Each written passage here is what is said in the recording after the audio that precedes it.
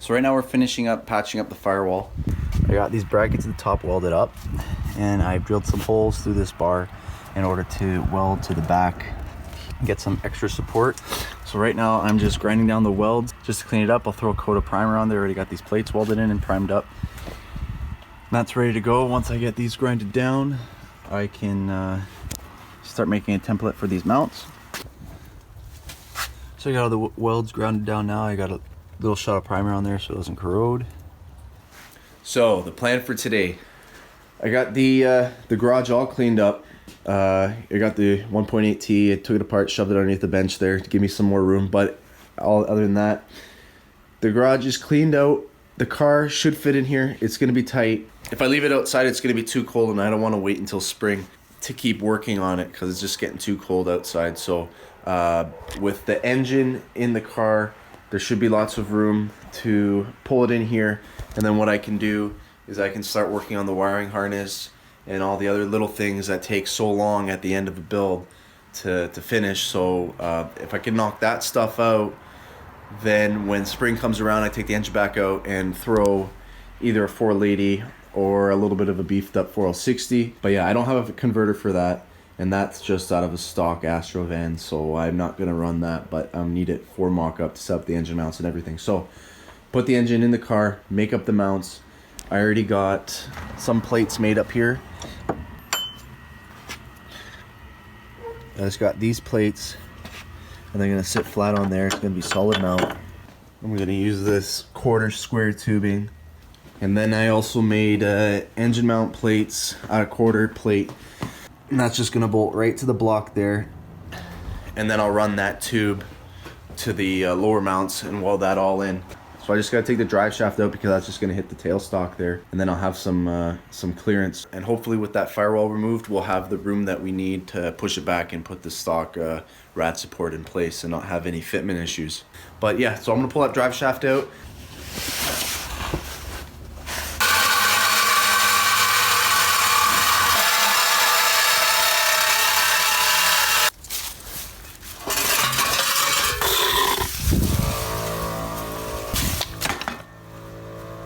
Hate that drive shaft so much. Okay, so I got the drive shaft out and I got the plates bolted on here, and now we're ready to lower it in.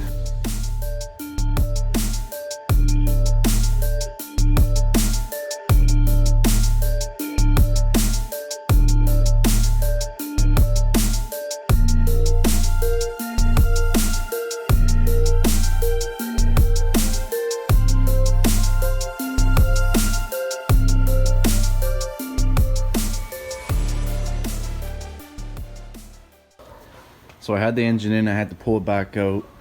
The problem we're having now is the drive shaft is not lining up with the differential back there.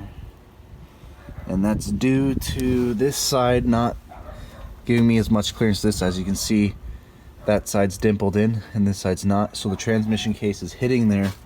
It needs to go maybe an inch over and it'll be right where it needs to be. So hopefully I can punch this in. Like I've already taken the hammer to it and it seems to be caving in pretty good.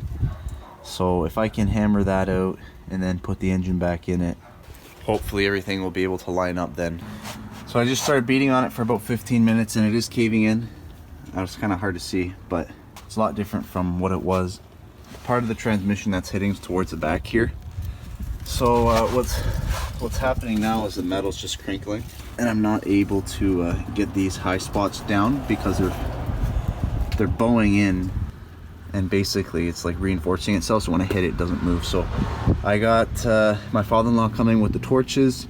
I'm gonna take the seat out and pull the carpet back so we can heat this up and massage this nice and flat and try to get as far over as we can. That way whenever I do need to pull the tranny out, there's more room to work on it, which is always nice. So I got the center console ripped out, I got the carpet ripped back. This stuff sucks. It is thick and it's like reinforced with some kind of like board in between. You can't even bend it, so I had to take the accelerator pedal out, but it's coming out anyway, so it doesn't matter. But it's just tucked all up in there. It was just such a huge pain in the ass to get it out. But anyways, you can see where I've been hitting from the other side in here. So this is the part that's crinkling on the outside. This needs to come towards me. If we can get this a nice big bubble through here, we should be good. This is the part where it's already indented. I believe it's for like the cross member. We just need mainly this to travel over and continue up, and then we should have lots of room. So got the heat on it, banged those creases in. Now there should be lots of room. We just welded up some holes and shot it with primer so it doesn't corrode now, and put the engine back in it. So we got the engine in and in place to make the mounts. The transmission's now cleared back there, so there's tons of room. Now we just got to make the mounts, and look at how much room we've got in between the factory mount. I'm not going to have to touch anything. That's awesome. And I can make some mounts for the alternator and the power steering and be on my way. So now we're just going to cut up that tubing and weld in our mounts, which are pretty much almost lined up. So this thing's working a lot better than I thought it was. So we got the bar made up. I cut a hole in the top here for that bolt to gain access to it. It's sitting pretty good. So now I'm just gonna tack it in place.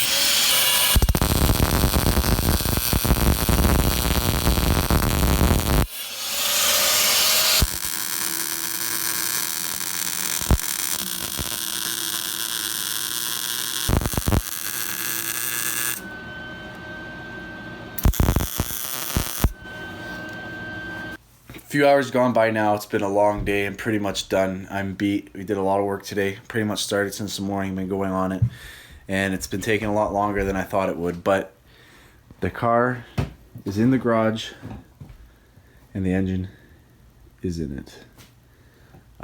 We kind of just pushed it up forward just so I can throw all the tools back there. So tomorrow night or something, I'm just gonna jack it up and slide it right back into the back corner. And that should give me a few more feet all around to work on this thing. I'm so happy the way it turned out. Like, that crank is not even close to that rad support. Like, I was worried I might have to cut some material off the fan shroud, or it might be tight and just a pain in the ass to work on. It looks like even when I throw the belt and accessories on it, I might even be able to like change a belt or something without taking the whole rad support off, which is nice, because then you're involved in draining the coolant and all that stuff. So it's just nice not to have to worry about that. And even the back here, like, I can touch the bell housing bolts, I can get the oil pressure switch, the cam sensor. Like, this came out a lot better than I thought it was, and it sits really low. I didn't think it would sit that low, but lower center of gravity, I guess. But I should have got a picture of it before I put it in the hole here. But the way it sits right now, the front end actually sits higher than the back, which is odd. Like, I know this engine's like 100 pounds heavier, but I don't know what the transmission weighs. The 460 probably weighs a little bit more. Plus I got the turbo on the 1.8.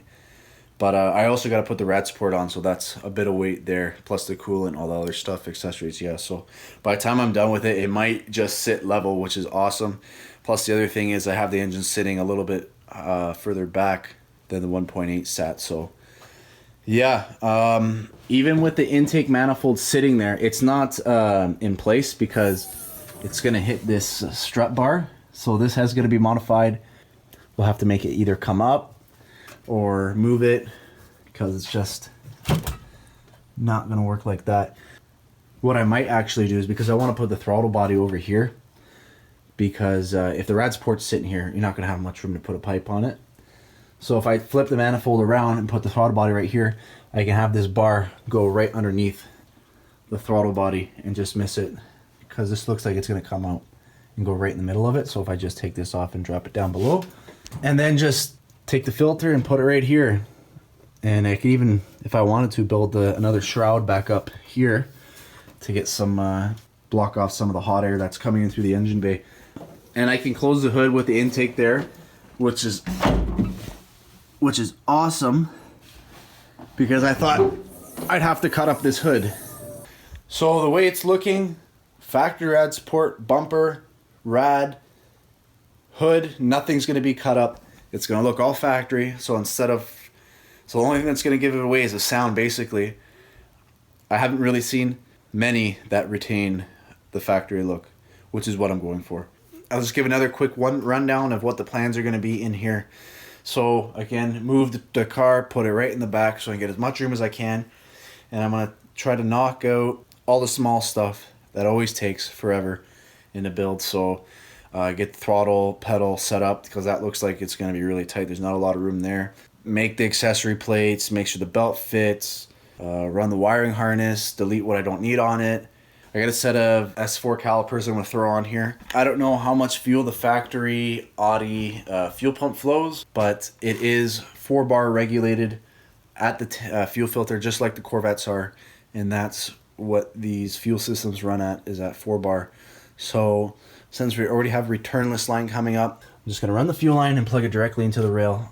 This isn't a returnless rail. I don't know if I can get away with just blocking off the return and just run it like that, and the main reason for that is just to keep it simple and cheap. And then once I got it all sorted out and springtime comes and the weather starts picking up again, I'm going to have to pull the engine back out, because the engine is pretty much sitting on the crossmember.